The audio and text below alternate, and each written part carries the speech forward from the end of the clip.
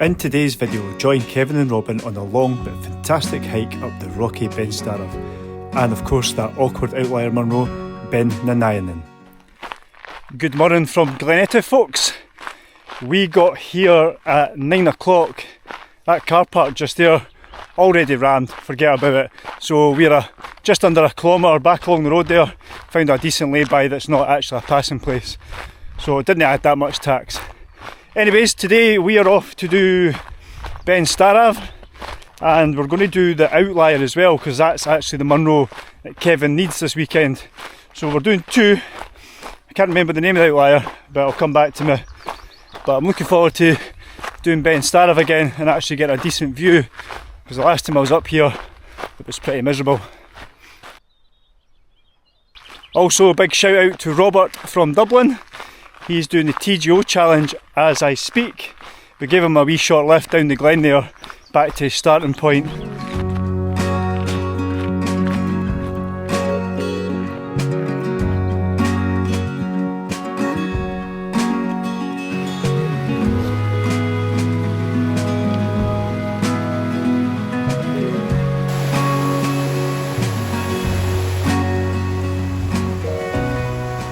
Just had a bit of a confab there.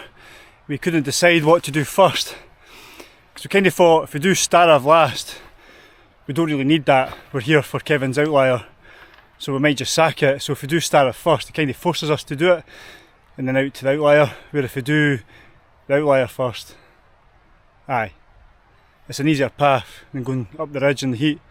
I don't know. Anyway, I think we're going to do Starav first anyway. I don't even think that made any logical sense, but you get my drift, I think.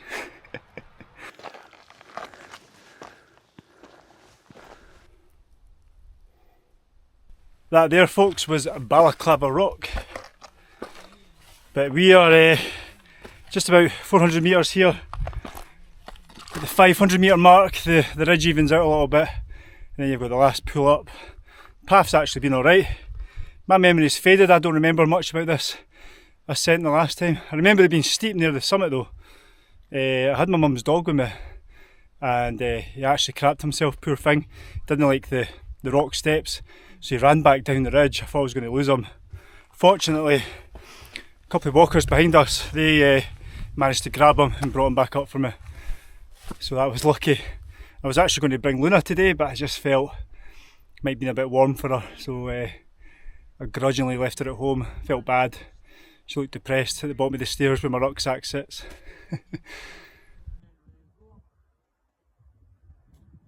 There's a pole over there, it's upright in the ground. I'm going over for a nose. Might be a good viewpoint. That's random. Not too shabby. That there's Ben Trillican. It's a Corbett, absolute cracker that one. That's the first 500 metres out of the way, and now you can see the rest of the ridge right in front of us. We are not breaking any records today. This is a slow plod up, being passed by a couple of other walkers as well, but it's not a race. Don't know, can I get out second gear today? Poles are a bit of a hindrance here. Aye. So it's a 360 camera. You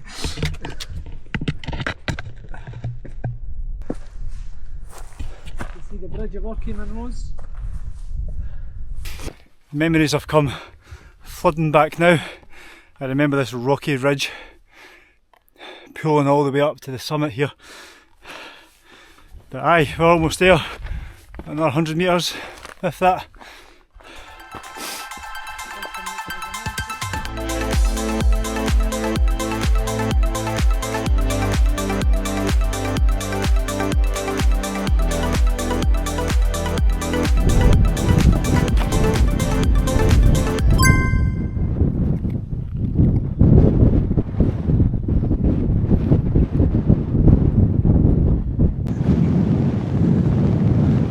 Quick update, folks, that is Ben Stavros in the bag. Couldn't do much filming, there was a few folk milling around the summit there, so we're just pushing on. I'm going to grab a bite to eat and then we're going to get the outlier.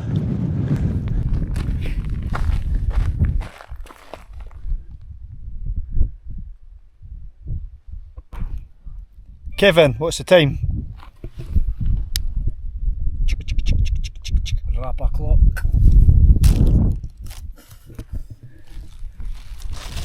Don't usually do wrap a clock on a day trip, but Kevin's brought the wrap, so I'll take him up on the offer.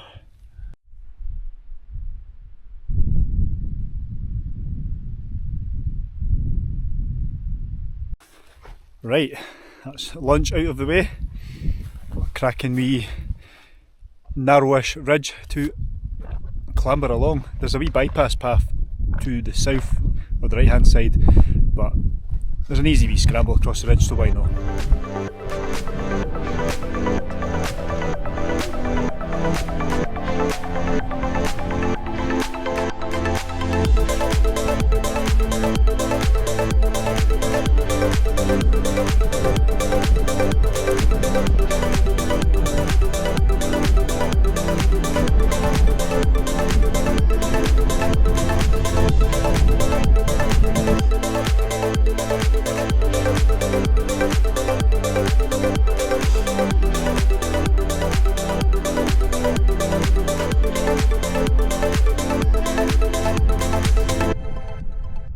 That is an abrupt end to the ridge. Now we've got the descent down to the Beinn, and then there's a path that cuts across over to the outlier there, so aye, that's the plan, let's go.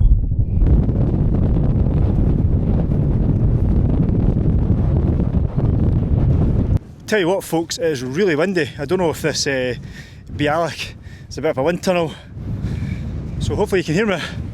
But anyways, we have picked up the path. It takes us over to the outlying Munro here, and hopefully we'll get out the wind once we get a bit further around. This here is the current settings. As you can see, this is pretty bouldery. Where's the path? Ah, the path was 10 metres below us, that's me on it now.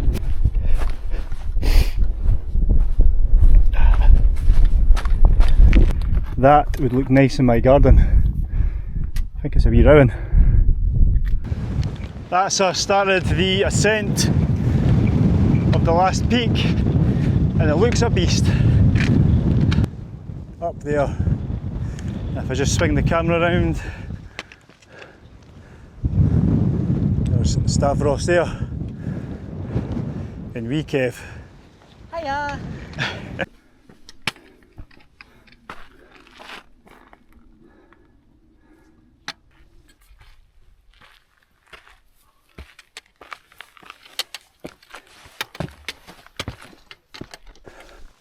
We met a young chap from East Kilbride at the summit of Ben Starav. We got chatting away, took a wee photo for us, me and Kevin at the summit. But I says to him, what are you doing? He just goes, I'm just doing the 2 Munros. So I says to him, honestly mate, get yourself over to this one and do the 3. So maybe an extra 2 to 3 hours, but it's well worth it, because this is a bit of an awkward customer to do as a singleton. If you do it for Glen Etive, you have to come up and over that ridge, down and then back up, or you can do it for the other side, which logistically isn't any better. So if you've got the legs, you're doing Starav, and that one escapes me, that name, terrible for the names today.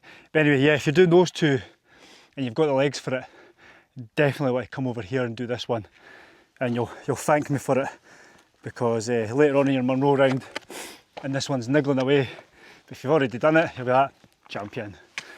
There's the views back. You can see from my height, I've not got far to go to the summit, and it's nice to have this cloud cover at the moment as well to cool us down.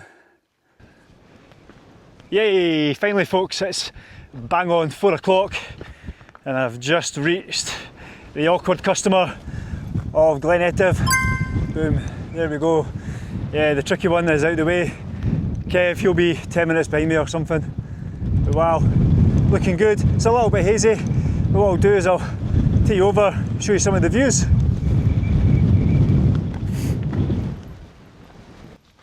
You'll see what I mean though, is a little bit hazy today. There's Loch Etive.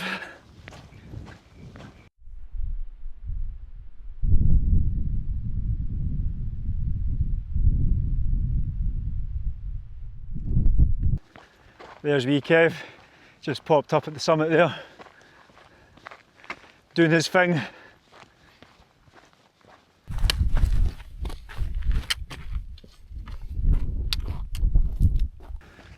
Geez, oh folks, it's 6 o'clock now. We set off just after 9.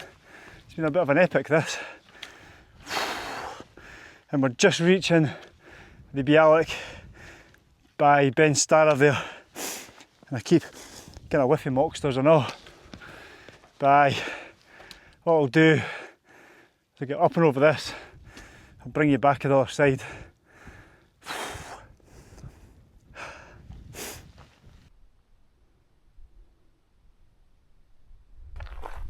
So, let the descent begin all the way back down to almost sea level, give or take 30-40 metres.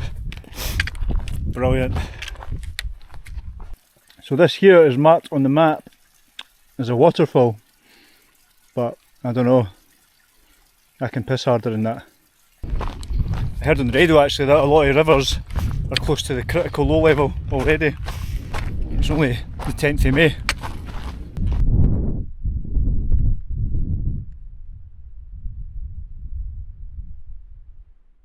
Quick check-in folks, got about a kilometre to go when we meet up with the track that goes up Ben Stavros, and then we need to make a decision if we're going to wade across the river and get back to the car just that bit quicker. I think even if we get wet feet it doesn't matter because I've got Crocs, Kev's got a spare pair of shoes, so we're covered in that department. So aye, let's just wade it.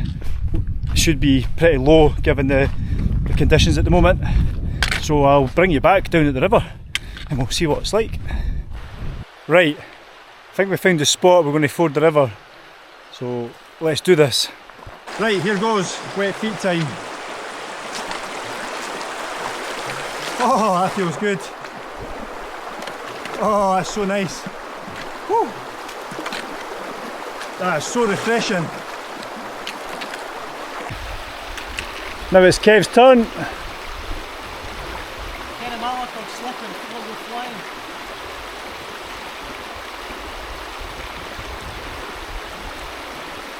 Oh, that's really cooled my feet down, by the way. I've got waterproof socks on, I didn't really feel it. Oh no. I didn't feel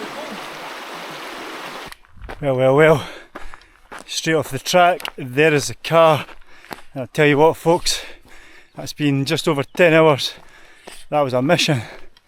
But anyways, if you watched this far, thank you very much, and I will catch you guys in the next one. Cheers.